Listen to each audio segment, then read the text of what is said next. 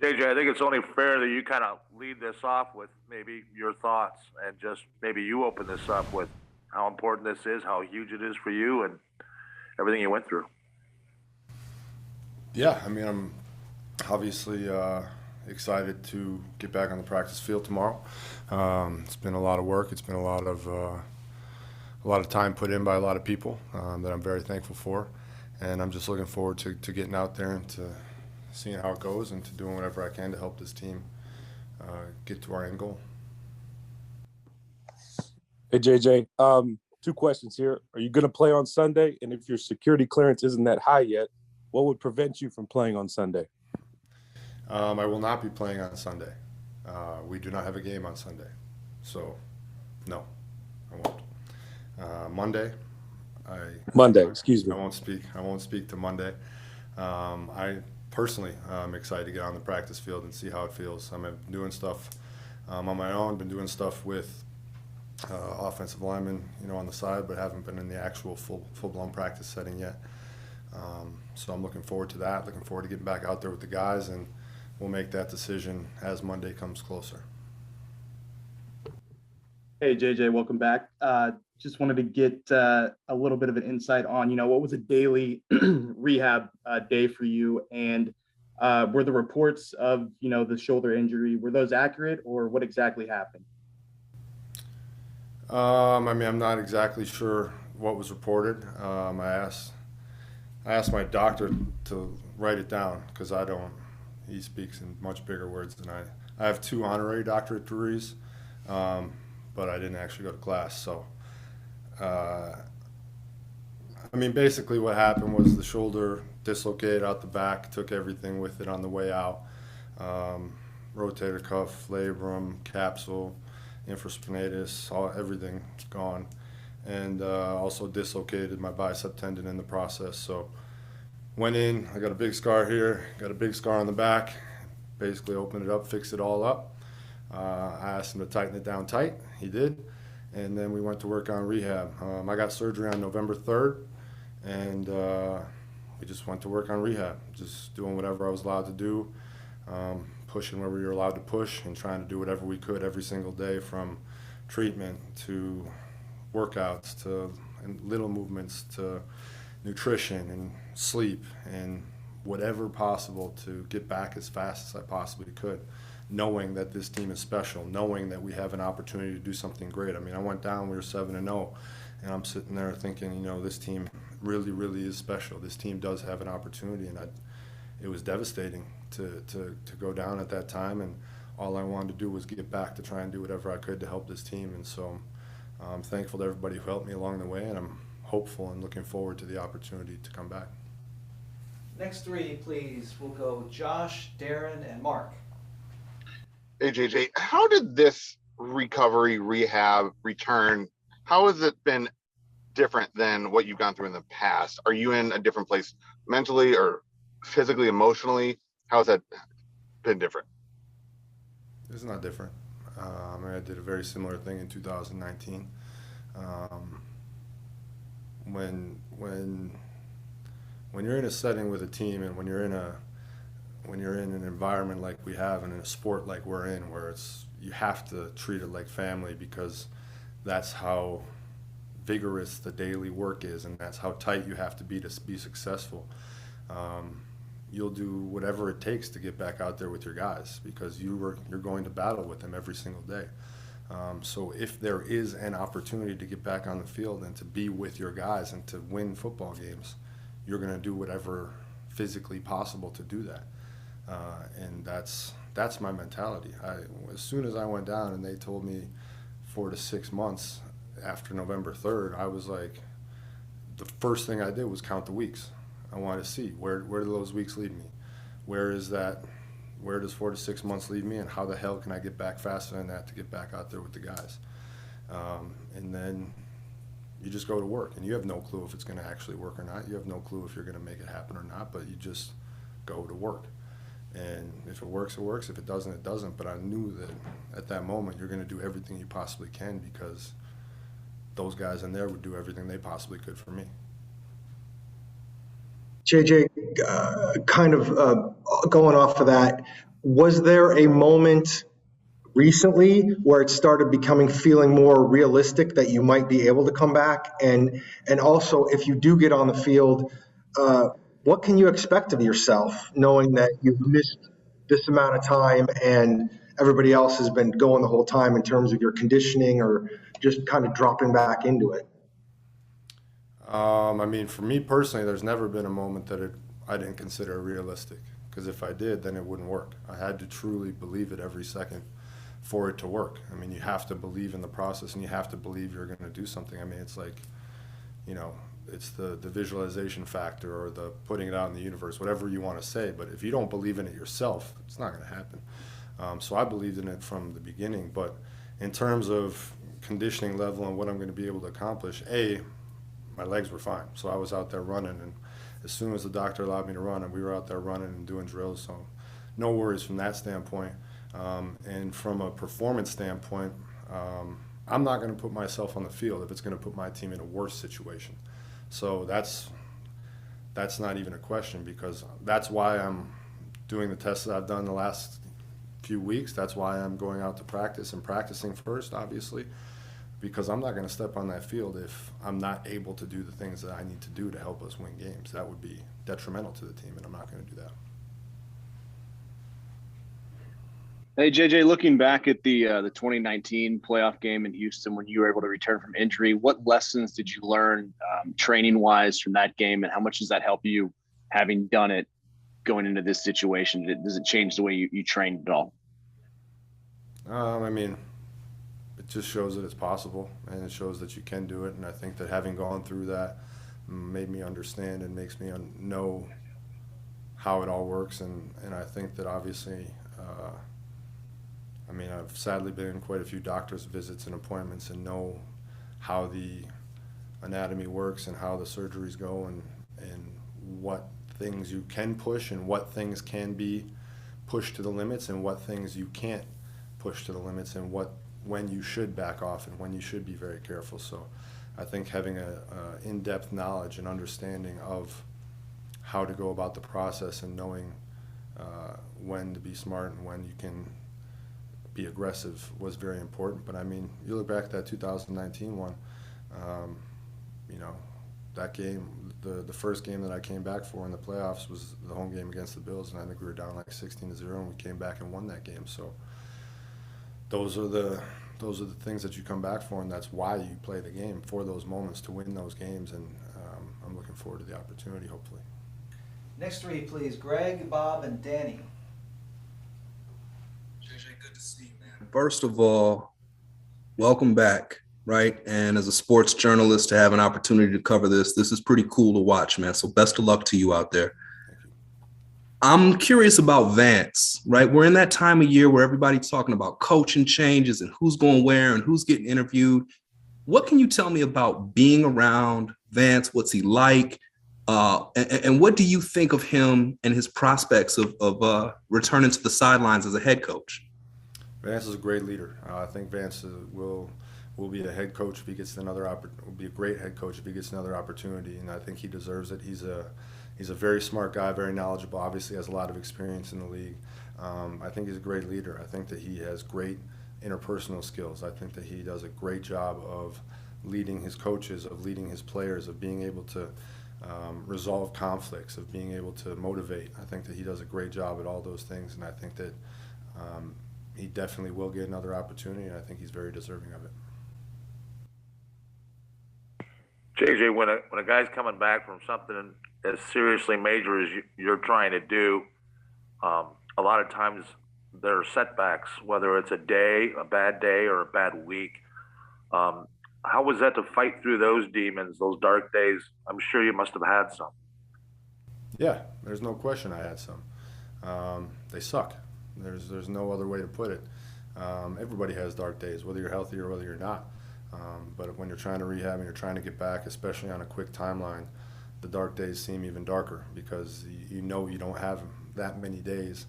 I'm fortunate to have an incredible wife who helps pick me up in those days. I'm fortunate to have great teammates and trainers and everybody around to help pick me up in those times. And I also have no lack of motivation. So the second I started feeling sorry for myself, or the second that I started feeling down, you just look at the end goal and you look at what you're trying to accomplish, and you think about everybody who wishes they were in your shoes, who wishes they had the opportunity to play in this league and to play at this level and to be in the playoffs.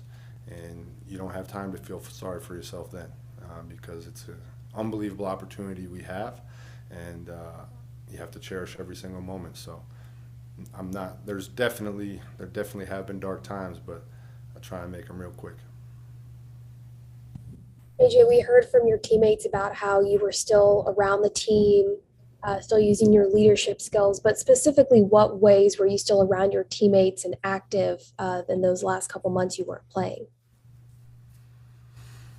Not much different than before. I mean, obviously I was here every single day, rehabbing, working, running, doing everything, trying to get back, but just in the locker room. I mean, that's any player you ever hear talk about the game talks about the locker room, talks about the guys, the camaraderie, and I think that's one of the biggest parts of this game.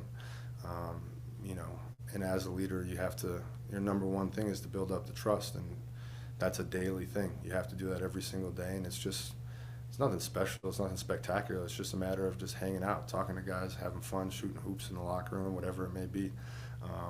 But just being there, because I love it. That's also part of the reason that the motivation for me every single day to come back was these guys. So, like we just talked about, the dark days. If I was having a tough day in there, it's real hard to have a tough day when Marcus Golden comes up to you, daps you up with his big ass smile and tells you how much fun he's having, or James Conner walks by and says, "I see you working, big dog." Like the interpersonal relationships and those things that's what makes you want to work so hard. And there's not a day in that training room that I wasn't motivated by seeing these guys every single day. Next up, we have Steve, Dana, and Mike. Hey, JJ, fairly simple question. Just, have you had to put yourself through any type of physical contact, or do you have to push yourself through, be it padded physical contact, just to test it to see how far you can push it? I have. I've gone up against offensive linemen already. I'll obviously be doing more of that at practice the next couple of days, but yes, I've put myself through simulated plays, simulated drives, simulated halves. So it's checked out in all those situations. So now the next situation is to put it into a full-blown team situation.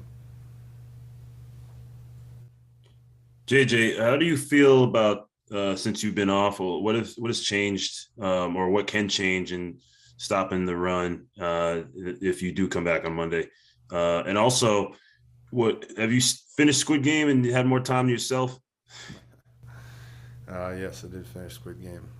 Wasn't looking forward to season 2, but stopping the run, I mean, it's tough. I mean, you look at this past week, and obviously there's things that you want to fix, and it's nowhere near where we want to be. And then you look at 2 weeks ago when you held the Cowboys to 25, 26 rushing yards, and you're like, that's where we want to be. And then it's kind of that back and forth, and you just want to put the best foot forward, and you want to be successful at it. So it's just a matter of playing good football, and it's a matter of gap soundness, and sometimes just a matter of making a play. So we know that that's an area that we want to be good at, and we know that it's an area we need to be good at. There's no hiding from that, and obviously this past game wasn't good enough, and we look forward to the opportunity to flip that script. JJ, you've always wearing that big brace on your elbow. You don't have to get anything else so you feel comfortable, maybe a harness or something? Yeah, I'll have something else on my shoulder. Nothing crazy. It's not overly restrictive by any means, and it's but yeah, I'll have something else on my shoulder. I've been wearing it for the last 2 weeks out here, so it doesn't bother me at all. Next up, Howard, Josh, and Craig. You mentioned, JJ, making sure if you're out there to be in a position to help the team, not be a detriment. How hard will it be to really figure it in practice to get prepared for obviously the intensity level of a playoff game with the strength you need in your shoulder and all those things? And how will that decision process go along? Not hard. If you practice like it's a game, then you don't have to worry about wondering what the game's going to be like. So I'm not worried. If it feels good at practice, it'll feel good in the game. Hey, JJ, two questions for you. The first one is, what are your overall thoughts on kind of what's happened to this team in the last 2 months? And the second question is, what have you done or what could you do to help get these young guys, these inexperienced guys, ready for playoff football, especially those who have not played in a playoff game yet? I mean, obviously, we didn't accomplish some of the goals we wanted to accomplish here at the back end of the season. I mean, I don't think that there's anybody denying that. But the beauty of it is that once you're in the tournament, you're in the tournament, and nothing that happened before matters now. Now it's a matter of going out there and performing well and doing everything. You control your own destiny from here on in. So that's the beauty of it. You can leave the last 2 months behind. Now we go to work. And as far as getting guys ready for the playoffs, I mean, if anybody has questions, they're more than welcome to ask me. But I don't think that anybody in this position should have any reason whatsoever to not get hyped up, to not get ready, to not be focused, to not be doing everything you can possibly do. I mean, it's the NFL playoffs. This is what it's all about, and this is your opportunity to go out there and do something great and to be remembered forever. So if anybody needs any extra motivation, I think you're in the wrong locker room. Hey, JJ, I'm just curious what the formula for success was in Week 4 against the Rams over in LA. You guys came out and just sort of dominated that game. I mean, we played well. I mean, obviously we played well right from the get-go in that game. I think the defense played well. The offense was putting up points. It was we're very confident. We were very focused. We were very assignment sound. We played good football. We were resilient. We overcame adversity extremely well. We had an edge to us, and I think that when you step on the field with confidence because you practiced well, because you had good meetings, because you knew what you were supposed to do, because you're ready to go, and you take that field with confidence, and you know that no matter what happens in that game, every game something's going to go wrong. Every game something's going to happen where it's a back and forth. But when you're confident in yourself and when you're able to overcome that adversity and persevere, that's when you're truly a great team. And I think that we did that well, and I think that we've done that well many times this year. It's just a matter of now taking that and doing it in the most pressure-packed setting there is, the playoffs. We'll close it out with the last two from Cheerston and Lindsay. Hey, JJ, wondering if there's any thought as to what you'll be representing if you do make a return on Monday, whether that's, accomplishing something that others might have deemed impossible, or your work ethic, or even, much was made about the jersey number that you're wearing that was unretired for you to be able to wear it. Do you think about any of those things in terms of what you'll be representing, or is it as simple as I just want to return to help my team win in the postseason? I haven't thought about any of those things. I've thought about representing the Arizona Cardinals in the NFL playoffs and trying to help my teammates and represent them the best that I can and lead them the best that I can. This past game, actually, I got a chance to meet one of Marshall's granddaughters when you talk about jersey number. So that was a very cool experience for me to speak with them and to have a direct conversation in person with them and to talk just about his legacy and to hear them talk to me about what it means to see his number out there. That was really special. And you can write whatever narrative you want about this comeback if I'm able to make it, but the only thing that matters to me is being out there for my teammates, trying to help us win a game and get to the end goal, because that's all this is about. I mean, I'm not doing all this work and I'm not trying to come back in half the time for no reason. I'm here to try and do one thing, and that's accomplish our ultimate goal. JJ, we saw your tweets on Sunday, but what was it like watching TJ's game that he had on Sunday and then get to the playoffs in kind of such a dramatic way? As somebody who is, you've won multiple Defensive Player of the Year awards, what is it like, I guess, watching your brother get into position to win that award now? It's incredible. I mean, I don't know if there are truly words to describe watching it, because having been obviously in a similar situations to him and knowing how difficult it is to do what he did and knowing how hard it is to play at such a high level in this league and how good the players you're playing against are and how teams are trying to stop you at all times, and just everything has to go your way and you have to keep fighting. And he's been injured this year and he's missed however many games he's missed now. I think he missed 3, maybe 4 if you count the missed time games this year, and still to be able to tie the NFL sack record, I mean, it's unbelievable. I mean, there's no other way to put it. And there's some incredible players in this league. There's some incredible defenders in this league. But you can't convince me that there is any other defender that you would rather have out there with the game on the line than number 90 rushing the passer, trying to get you a sack to win the game. I mean, what he did in crunch time in some of those games this year, and some of the plays that he made, and he's unbelievable. And I'm very fortunate to be able to watch it. I'm extremely proud as a brother to have seen how hard he's worked to accomplish the goal and to know what it means to him. And for him to get the contract before this season started, and to know that some people question if it was too big. I mean, imagine if he would have waited till after this season to get that contract. Blank check. So I'm extremely proud of him. I'm happy for him. We sweated out we sweated out pretty bad on Sunday night for them, watching that game when it almost tied. We were on FaceTime and texting. I mean, all day long it was like, there's no way they're going to tie. I mean, there's no chance they're going to tie. And then all of a sudden you're like, holy shit, they're going to tie. And then they called the timeout. So thank you.